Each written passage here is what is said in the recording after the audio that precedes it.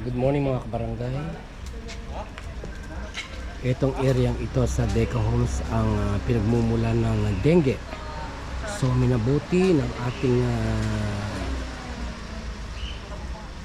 butihing kapitan na pasadahan ng iba yung paglilinis at masigabong clean up drive itong lugar na ito kung saan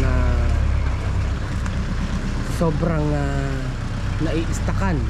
Yan, bakanting lote ito actually So itong lugar na ito ay masyadong madawag at maraming tambak na mga basura or kita nyo naman ayan So kasamang ating mga functionaries for today's vlog ay pinasadahan nating mabuti ito ng linis. Ayan, kasamang ating mga magigiting na mga clean up boys. Sobrang dumi ng lugar na ito mga kabarangay. Bakanting lote, bakanting bahay. Tapos siyempre walang makapaglinis dito. So ito yung pinagsimulan ng mga pinamumugaran ng mga lamok at saka ng mga So kasama natin ang Pangulo ng ating ayan. Say good morning, madam. Hi, good morning po. Thank you po sa mga makikisa.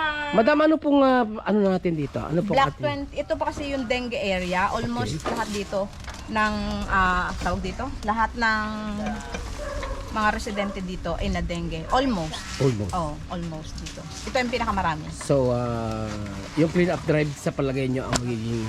Hoping sana nga makikisa lahat din ng homeowners. Oo Teka lang, nga. tawag tayo. Hindi lang dito. Oo. Hindi lang dito. Sa buong lahat sa po ng buong block. barangay.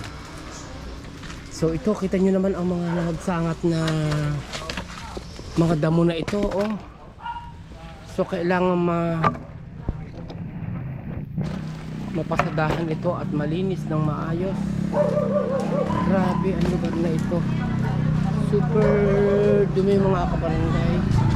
At hindi ako nagkakamali pagka mapamugaran pa ito ng ahas at sawa o kaya mga king cobra, dahil alam niyo naman ng mga king cobra, di ba? So hindi mapibigyan ng solusyon. Saan nga nila patatakilin ng Bubutas sila. Meron yan. Bubutas yan. May ano yan sa lalim. Nagbutas na kami dito Walang linya yan? Hindi na. Tawag ako. Sila. Pero kung meron dito, madali na mawagbutas. kasi nga meron din Meron po doon. May naman na makain. Meron yan kuya. Ang iaano nyo lang, tawag dito, medyo malalim pa talaga. Malalim. Meron yan. Meron yan kap, alam ko. Malalim lang talaga. Kung masusure po natin na meron talaga, madali na magbago kayo na rito. Ma'am Emma? Ma'am Emma? Ma'am? Tapos ka, dapat yung doon nila. Oo, sinabihan ko rin Ma'am? Hindi nila, dito nila punta. Yun na nga eh. Yun na nga. May ano ko na magalaga pa na nga. kasi ito yung namatay yung bata din Ma'am? yung nilerang ito pala ang dengue halos lang dito. Kaya nga po, almost dito. Block 26 kayo kuya, no? 25.9 po. 25.9. So masusunod check up ng ating sanggunian headed by Cap Art ang ating lugar kung saan pwede tayo magbutas ng mga kanal upang makadaloy ang mga tubig na nagiging stock. Meron pala ditong may manhole pala dito, may drainage dito sa area na to. So kailangan pala ito malagyan laan ng ayan ang drainage, kitang-kita nyo mga kabarangay ang drainage, ayan. So magpapahukay daw ng maganda para dito katulad na rin naka-stack yung naka-stack yung mga kaya malaking bagay yun, nare-remove natin yung mga area ganyan. Alam ko lahat yan,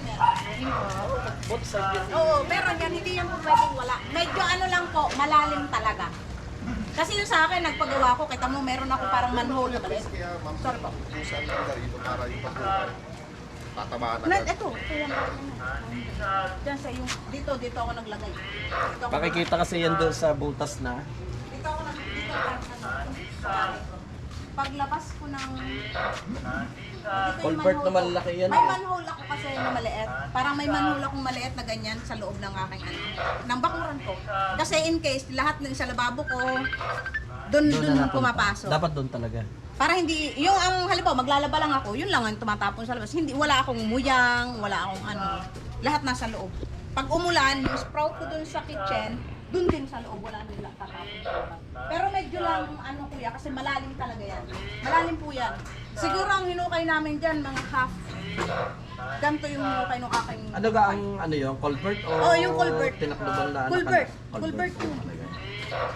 Kasi buo yan, kuya. Mag-aano ka, magbubutas mo yung culvert. Tapos aanuhan mo lang. Ganun po.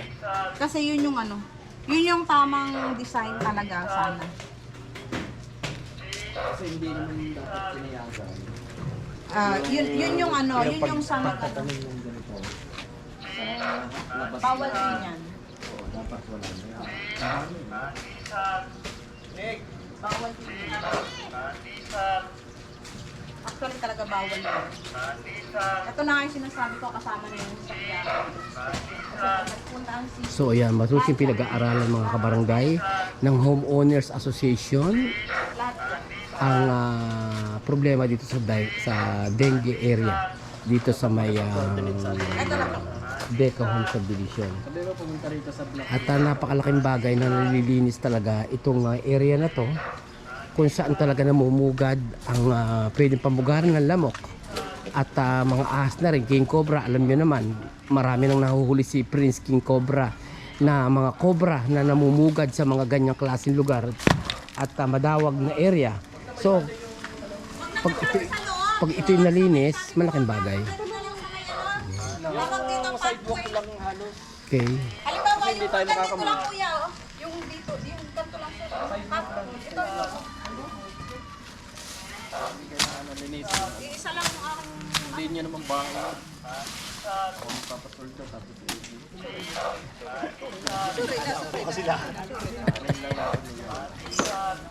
So ayan, tingnan ninyo yung ating mga nare-remove na mga burak at basura.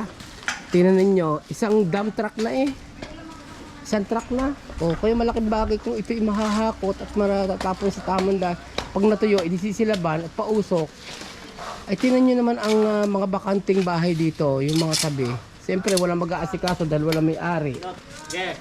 Kung hindi malilinis yan, talagang pamumugaran yan ng lamok. At maging causes ng dengue. Ayan, so itong dengue area na to ay siguro naman ay at nabigyan na ng aksyon ay baka naman hindi na talaga magkakaroon ng depekto itong lugar na to, okay? So malaking bagay ho ito.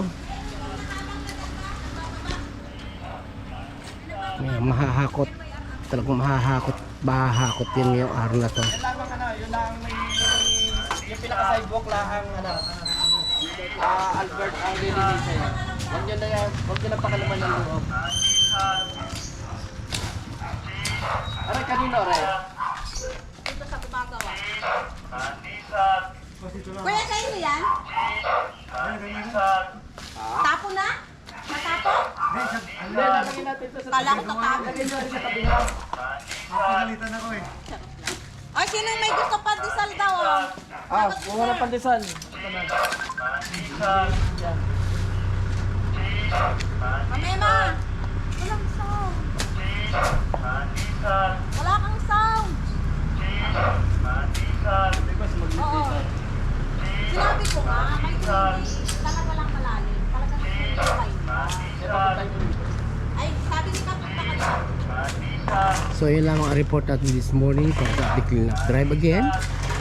Malaking bagay ito malinisan ang ating dengue area and hopefully nawawala na ang mga dengue ang nagiging sanhi ng madaming kapaligiran kaya nakakaroon ng dengue. So malaking bagay itong clean up drive na ito at talaga namang talagang solid na nalilinis ang lugar kung saan mamahay ang mga lamok. And thank you so much for watching and see you soon and see you on my next vlog again. Thank you. Sidewalk lang.